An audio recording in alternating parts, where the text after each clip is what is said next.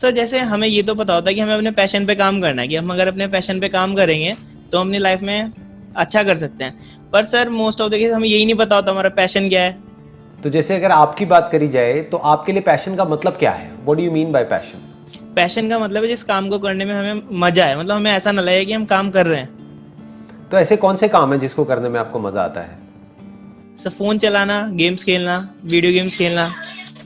Right, मतलब phone को operate करना, राइट? सर जब फोन खोल लेते हैं तो उसमें कुछ ना कुछ तो हम ऑपरेट करेंगे, मतलब वो एक तरह से टाइम वेस्ट करना आज के टाइम में सबसे कंफर्ट जोन रहता है सर वो, तो मैक्सिमम टाइम उसी में निकल जाता है। अब यहाँ पे जो समझना है ना वो बस इतना सा है कि जो अभी आपने बोला कि भाई फोन पे टाइम पास करने में बड़ा मजा आता है, वही सिचुएशन सबकी है, सब आपके जैसे ही तो हैं।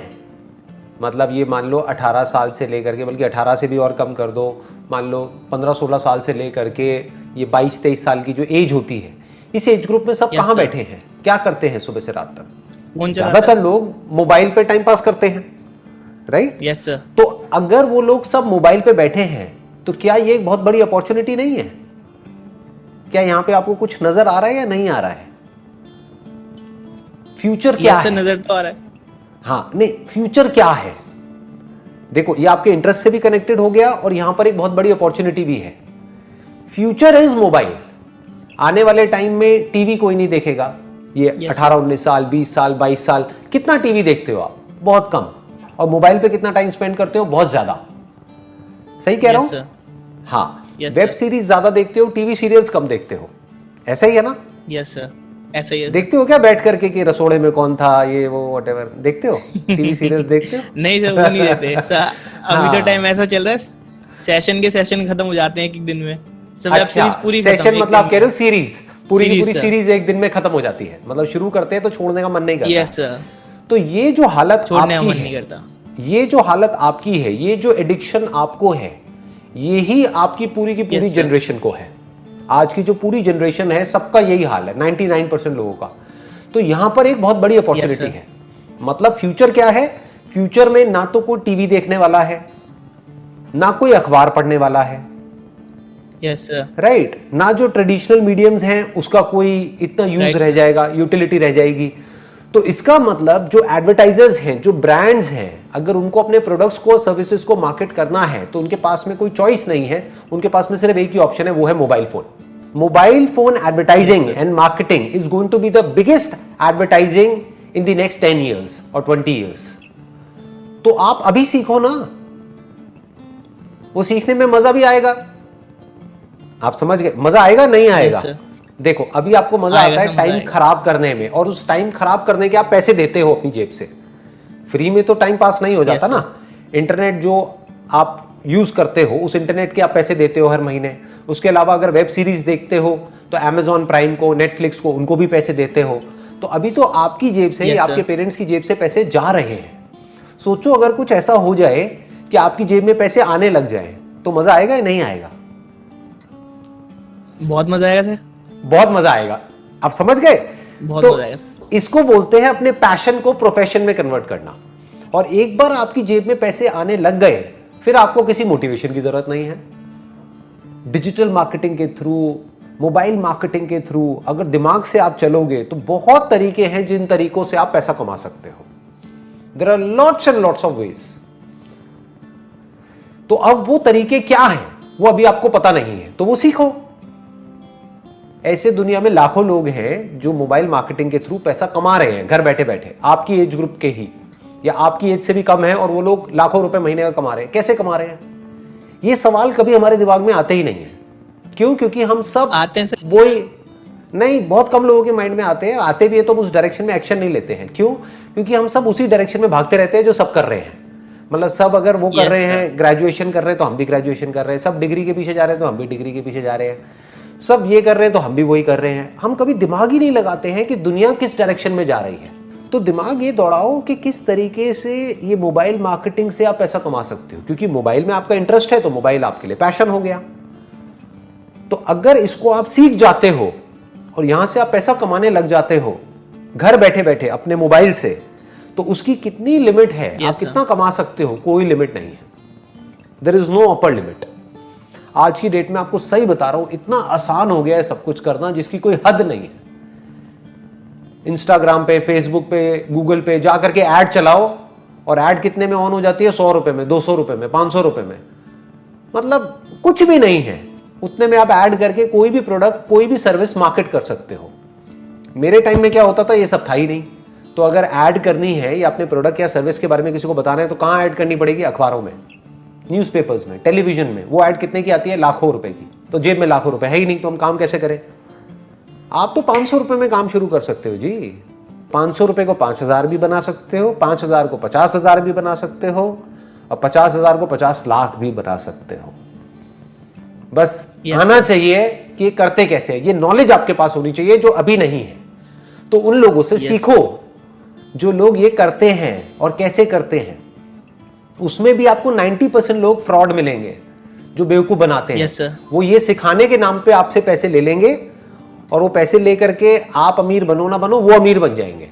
तो ऐसे लोगों से मत सीखो, जेन्युइन लोगों से सीखो। ऐसी बुक्स आपको मिलेंगी डिजिटल मार्केटिंग के ऊपर, मोबाइल मार्केटिंग के ऊपर। उन बुक्स को पढ़ो, धीरे धीरे समझने की कोशिश करो और थोड़ा थोड़ा पैसा लगा करके खुद एक्सपेरिमेंट करो। देखो कि कैसे 500 रुपए लगा करके 1000 रुपए कमाते हैं। समझ गए? अगर ये चीजें आपको आने लग गई और समझ आने लग गई तो हो सकता है आपकी लाइफ का ट्रैक पूरी तरह से चेंज हो जाए।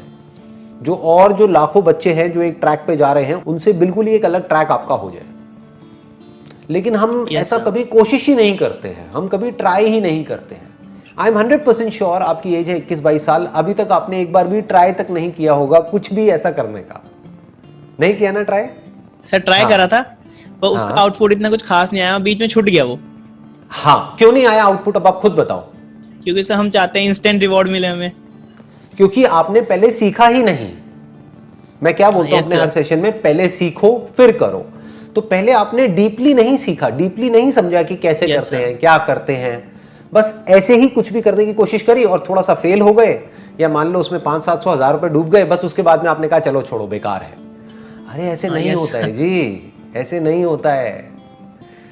आप ग्रेजुएशन भी कर रहे हो, जिसके बाद में मानो आपकी जॉब लगने वाली है 50,000 रुपए महीने की, उसके लिए आप 4 साल अपनी लाइफ के लगाने वाले हो, तब जाकर के आपको एक जॉब मिलेगी। और 50,000 भी मैंने काफी हायर साइड पे बोल दिया है, बिकॉज बहुत ज्यादा बोल दिया सर, वो भी बहुत ज्यादा बोल कोई IIT वगैरह तो है नहीं, है ना? हाँ, तो अब प्रॉब्लम ये है कि मैंने फिर भी बहुत ज्यादा बोल दिया। तो 50,000 रुपए कमाने के लिए भी आप 4 साल तक पता नहीं क्या क्या करने वाले हो, कितनी मेहनत करने वाले हो, तब जाकर के आपको 50,000 रुपए महीने का मिलेगा।